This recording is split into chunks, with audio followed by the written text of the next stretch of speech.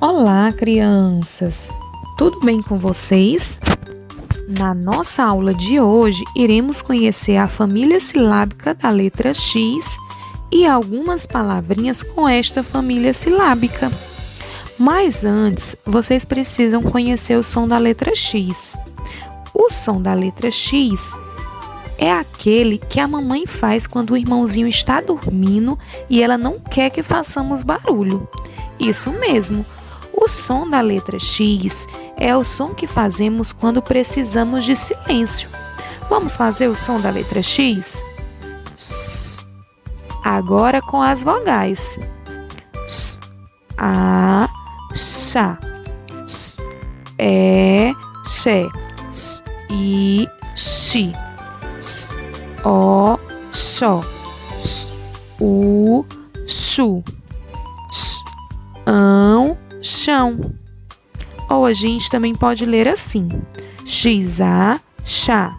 X-E, xé. X-I, xi. X-O, xó. X-U, chu. X-ão, chão. Vamos fazer a leitura de algumas palavrinhas com essa família silábica? X-A, chá. R-O, ró. P-E, pé. Xarope. X-E, xé. R-I, ri. F-E, fé. Xerife. X-I, xi. C-A, cá. R-A, rá. Xícara. L-I, li. X-O, xó. Lixo. X-U, chu.